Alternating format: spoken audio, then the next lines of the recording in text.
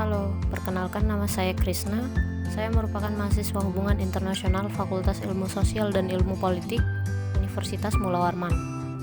Pada video kali ini, saya ingin menjelaskan tentang hubungan antara lembaga negara dalam sistem ketatanegaraan Jepang untuk memenuhi tugas mata kuliah, politik, dan pemerintahan Jepang.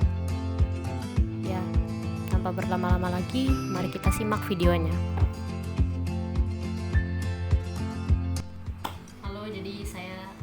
Akan menjelaskan tentang prinsip check and balance dalam sistem ketatanegaraan Jepang.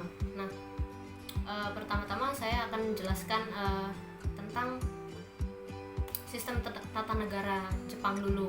Ya, jadi dalam sistem tata negara Jepang ini diatur dalam Undang-Undang Dasar 1947 yang di dalamnya terdapat pembagian kekuasaan yang tidak terlepas dari pengaruh Barat.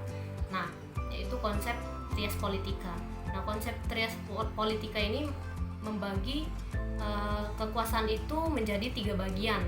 Yang pertama itu ada kekuasaan eksekutif, terus yang kedua itu ada kekuasaan legislatif, dan yang ketiga ada kekuasaan yudikatif. Nah, jadi saya akan menjelaskan pertama-tama apa itu kekuasaan eksekutif. Nah, kekuasaan eksekutif ini merupakan lembaga negara yang bertugas untuk melaksanakan undang-undang. Nah, kekuasaan eksekutif ini sendiri dipimpin oleh kepala negara yang biasanya merupakan presiden atau perdana menteri atau juga raja. Nah, selain sebagai pelaksana undang-undang, mereka juga berfungsi di bidang diplomatik, yudikatif, administratif, legislatif, serta militer. Dalam menjalankan pemerintahannya, kepala negara dibantu oleh pejabat dan menteri-menteri yang dipilih ke dalam kabinetnya sesuai dengan yang diatur dalam undang-undang yang berlaku. Pada masa pemerintahan sebelum Perang Dunia Kedua, kekuasaan eksekutif ini dipegang sepenuhnya oleh kaisar yang menjabat sebagai kepala negara sekaligus kepala pemerintahan. Namun, setelah Perang Dunia Kedua berakhir, kekuasaan eksekutif ini dipegang oleh Perdana Menteri atau kepala pemerintahan, sedangkan kaisar hanya sebagai simbolis negara saja. Yang kedua ada kekuasaan legislatif. Nah, kekuasaan legislatif ini merupakan lembaga negara yang berwenang untuk membuat dan menyusun undang-undang. Kekuasaan legislatif ini dipegang oleh parlemen atau diet atau kokai dalam bahasa Jepangnya, yang menjadi perwakilan rakyat. Selain berwenang membuat undang-undang, kekuasaan legislatif juga berwenang dalam meminta pertanggungjawaban kepada kekuasaan eksekutif dan juga berfungsi membatasi kekuasaan eksekutif sehingga presiden atau perdana menteri tidak melakukan penyelewengan. Dan yang ketiga, ada kekuasaan yudikatif. Kekuasaan yudikatif merupakan lembaga negara yang berfungsi sebagai pengawas atas semua lembaga negara dan memiliki kewenangan dalam mengontrol seluruh lembaga negara yang melakukan penyimpangan hukum yang berlaku pada suatu negara. Lembaga ini dibentuk sebagai alat penegakan hukum serta memiliki hak untuk menegaskan atau membatalkan peraturan yang telah disusun oleh badan legislatif atau diet jika tidak sesuai dengan dasar negara. Dan kekuasaan yudikatif ini sangatlah penting untuk mengurangi pelanggaran hukum yang terjadi dalam sistem suatu negara, juga sebagai alat negara untuk menyelesaikan perselisihan atau sengketa yang terjadi. Nah, selanjutnya saya akan menjelaskan bagaimana sih konsep check and balance itu. Tentu saja 3 lembaga negara ini memiliki hubungan satu sama lainnya. Yang pertama, saya akan menjelaskan tentang hubungan eksekutif dan legislatif. Kekuasaan eksekutif yang dipegang oleh kabinet yang dipimpin oleh Perdana Menteri secara kolektif bertanggung jawab kepada parlemen di legislatif, dan Perdana Menteri dapat menghentikan atau membubarkan parlemen di legislatif, namun hanya majelis rendahnya saja atau House of Representative. Nah, dalam pemilihan Perdana Menteri ini juga tidak terlepas dari campur tangan diet, karena calon Perdana Menteri dipilih oleh diet yang berasal dari diet itu sendiri. Nah, dan harus merupakan orang sipil, bukan berasal dari militer. Selanjutnya, calon Perdana Menteri harus mendapatkan mosi kepercayaan dari Majelis Rendah untuk menjabat.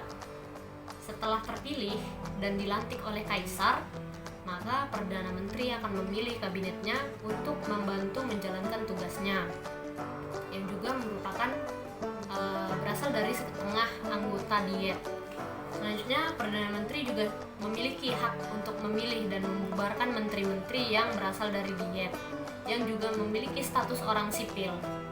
Jadi secara tidak langsung, pemegang kekuasaan tertinggi dari ketiga lembaga ini berasal dari lembaga Diet. Karena kekuasaan eksekutif juga berasal dari Diet yang dipilih dalam pemilihan umum.